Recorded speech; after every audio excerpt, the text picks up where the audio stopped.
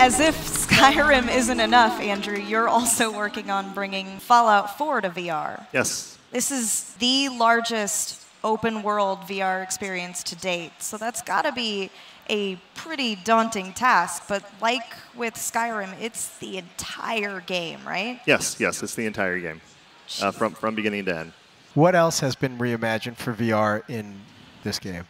So VATS is a big thing. We've sort of redesigned how VATS is going to work in VR.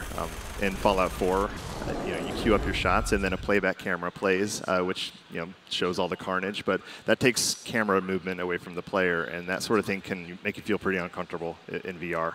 So what we do instead is we slow down time, and then the player can teleport around or look around in real time. I don't know, I keep saying it's like your Quicksilver from X-Men. One of the first things I did is there's a bunch of ghouls running at you, and right as a ghoul lunged at me, I turned on VATS, I shot him in the arm, I warped behind him, shot him in the leg, and then I turned off VATS and I just watched him fall to the ground, and I was like, I want to play the entire game like this.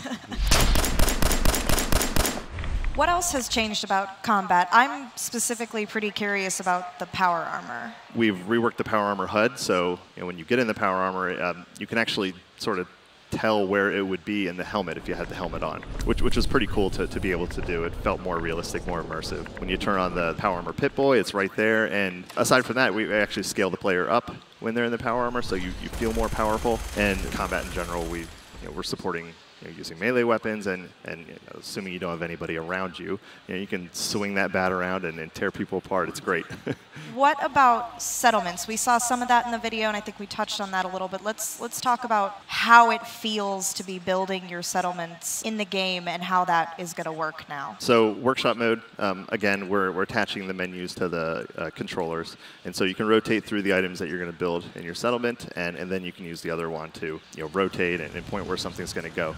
And you can also scrap items using the right controller. So you can go into Sanctuary and sort of spin around, and you have sort of a scrapping laser, and you can scrap everything. Let's go. Dog meat. What's it like seeing dog meat in VR? Well, VR is very immersive, and it changes the game emotionally when you play it. And so I will protect that dog with my life. He is a very good boy.